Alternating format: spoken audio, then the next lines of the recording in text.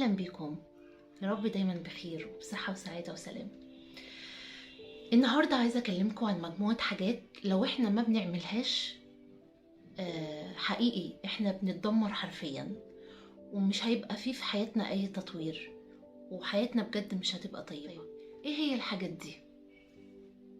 أول حاجة، لو أنت ما بتقدرش نفسك وما بتحبهاش وما بتعملهاش حساب وما يعني اللي هو ايه، عايزه اقول ايه، اللي هو ما بتكافئش نفسك وما يعني اللي هو انا المفروض افرح لاي انجاز حتى لو كان بسيط انا حققته. تقدير الذات وحب النفس حاجه مهمه جدا جدا جدا للنجاح وللتطوير. وبعدين عايزه اقول حاجه مهمه جدا كمان، في فرق كبير ما بين الاعتزاز بالنفس وتقدير النفس واحترامها وما بين الغرور. انا بحب نفسي وبقدرها وبعمل لها حساب، بعيد خالص عن الغرور. الغرور ده حاجة تانية خالص. اوكي. تاني حاجة اللي هو انك تستجيب للانتقادات. اوعى تستجيب لأي انتقاد من الانتقادات الناس اللي حواليك. طبيعي جدا ان هما لما يشوفوك بتعمل حاجة بره الصندوق او حاجة انت بتحبها او حاجة مختلفة عن اللي هما متعودين عليه، حاجة طبيعية جدا ان هما هيهاجموك او هينتقدوك يعني كتير بقى. فانت لما تستجيب للانتقاد ده هتحبط. هو ده غرضهم بقى، ان هما يحبطوك وان هما يقللوا من العزيمة والاصرار على تحقيق الهدف. أؤمن بنفسك وأؤمن بذاتك وقدرها وثق في ربنا واحسن الظن فيه وإصر على تحقيق هدفك بوعي وبإصرار وبعزيمة وبإيمان إن أنت تؤمن بنفسك وتتكل على الله. يعني اسمع من هنا وطلع من الناحية التانية. فاكرين أغنية جورج وسوف، كلام الناس لا بيقدم ولا بيأخر؟ هو ده حقيقي فعلا، كلام الناس ما بيقدم ولا بيأخر. ليه؟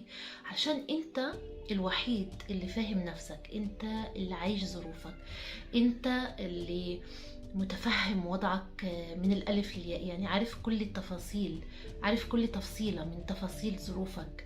لكن الناس مش عارفة تفاصيل ظروفك ايه، فبالتالي هم بيتكلموا خلاص.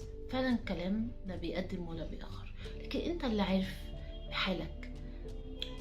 عشان كده بقولك انطلق واشتغل على نفسك حلو قوي، واكتشف المواهب والقدرات والمهارات اللي ربنا ميزك بيها عن سائر المخلوقات،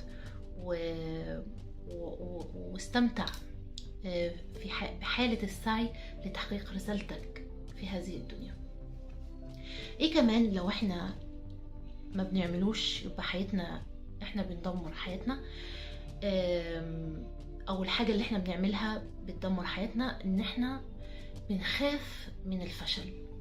واحنا نخاف من الفشل ليه؟ اصلا مفيش نجاح ما بيكونش قبله فشل. يعني لازم نفشل، لازم. الفشل حقيقي بيعلم. افشل والمرة التانية افشل اكتر من المرة الاولانية، عادي، محدش له عندك حاجة. اصل انت كده كده اصلا عايش، فتعيش بشرف التجربة ولا تعيش ان انت نايم وخلاص، يعني انت ما بتعملش حاجة وخلاص. لا، انا عايش وبشرف التجربة. انا جربت الحاجة دي، نجحت ما نجحتش دي حاجة بتاعت ربنا اصلا، يعني انا عملت اللي عليا. اوكي، فحاول وجرب مرة واتنين وتلاتة، فشلت عادي، ما فيش اي مشكلة، ولا تحبط. قوم وجرب. وطبيعي جدا ان انت مش هقولك ان انت مش هتتعرض لاحباط، هتتعرض وهتحبط. انا شخصيا تعرضت لاحباطات كتير، بس عادي، يعني اللي هو كان ربنا بيعين، يعني ربنا بيعيني ان انا اتخطى مرحلة الاحباط دي، وكنت بعرف ان انا اهون على نفسي. مش شطارة مني، بس هي قوة من عند الله، حسن ظن بربنا، ان ربنا ان شاء الله هيقف جنبي، ان شاء الله هينصرني، ان انا مؤمنة جدا بنفسي. فلازم انت كمان تؤمن بنفسك وتؤمن بقدراتك وبمهاراتك وتصر على تحقيق هدفك. احنا كده بندمر نفسنا. ايه هي الحاجة دي؟ عدم التعبير عن المشاعر. يعني مثلا لو انت وسط العيلة وحد من قرايبك او حد من اصدقائك المقربين قال كلمة مثلا، والكلمة دي فعلا حقيقي زعلتك، انت بتداري الزعل ده او بتداري ان انت اتضايقت ليه؟ علشان الجو العام ما يبقاش حلو، فبتكتم مشاعرك، او ان هو ايه مش عايز يبقى فيه جو مش كويس، او مش عايز ايه، او ممكن لا انا لو زعلت اللي حواليا يشمتوا فيا. فلا، عبر عن مشاعرك، عبر عن مشاعرك او عبري عن مشاعرك، لان دي حاجة يعني يعني بتتفادى انك تقعي في امراض نفسية كتير.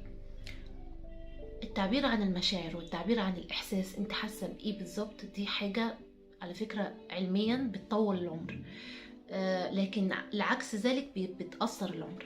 فلا، انا اعبر عن مشاعري كويس جدا. ان انا لو زعلت، في حاجه اسمها اسلوب حوار.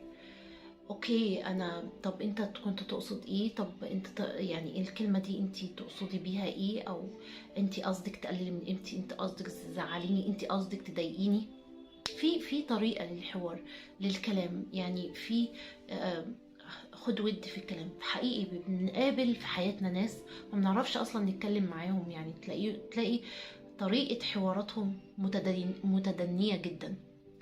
الناس دي تتصرف معاها ازاي؟ اوكي، اقطع كلام معاهم خالص، لكن ممكن ان احنا نرد عليهم بأدب بأصلنا، يعني نرد برد يليق بأخلاقنا وأصلنا ومكانتنا كناس راقية تعرف انها تحافظ على آداب الحوار، وخلاص. انما ما نخليش الناس دي تشدنا معاهم لطرقهم او حواراتهم اللي ملهاش لازمة دي، اللي بتقلل من قيمة. ايه كمان؟ في ناس بتقول ايه، لا البعد عن الناس غنيمة، وانا لو قاعد انا لوحدي بحس براحة كبيرة. غلط كتير الكلام ده. لازم ان انت تتعرف على الناس اللي شبهك، واكيد في ناس كتير كويسة في الدنيا دي. يعني قول دايما لنفسك ان شاء الله يعني هقابل الشخص المناسب اللي يستاهل صداقتي، اللي يستاهل قربي، اللي يستاهل ودي، اللي يستاهل حبي. تمام. دايما قرب او دايما دخل في دايرة اهتمامك ناس تشبهك. ولو كان في دايرة حياتك اشخاص مجبر ان انت تتعامل معاهم، على قد ما تقدر تدخلش معاهم في نقاشات، ما تدخلش معاهم في اي حوارات، لان طريقة كلامك معاهم طالما هم ناس يعني طرق كلامهم غير لائقة، فنبعد خالص، نقصر في الكلام. التعامل هيبقى محدود جدا في حدود الشغل، او مثلا ما تدخلش معاهم في نقاش او حوار طويل. اوكي، يعني ده عشان سلام النفسي، وعشان انا استريح، وعشان يعني لا اوكي كل واحد في حاله. طالما احنا مش متفقين، طالما احنا مش ماشيين على خط واحد، يبقى اوكي كل واحد في حاله. اللي هو صباح الخير، صباح الخير، صباح الخير، مساء الخير، انت في حالك وانا في حالي. مش عارفه بيقولوها ازاي، بس هي كده وخلاص. اوكي. طيب، لكن ما تبعدش بشكل كلي عن الناس، ده غلط جدا. لان في ناس زي ما في ناس وحشة، في ناس كويسة حقيقي. في ناس كويسة. خلي دايما في حسن ظن في ربنا ان انت هتقابل ناس اللي شبهك اللي تستاهل ودك وقربك. في حاجة كمان، ان انت علشان ما تعرضش نفسك للتدمير الذاتي، خلي فيه دايما حسن ظن بربنا، وخلي روحك دايما موصولة بروح الله. وصال الروح بروح ربنا حقيقي حاجة يعني بتعمل ريفريش في الجسم كله، بتخليك اكتر ثقة، بتخليك اكتر قوة. قربك من ربنا هو هيديك القوة، هيديك الثقة في النفس، هيديك يعني الرضا، الحسن الظن. دايما بتأمل في الخير، دايما بتأمل ان الحياة الافضل اللي جاي افضل، في حياة طيب، دايما بتأمل في حياة طيبة، وهكذا.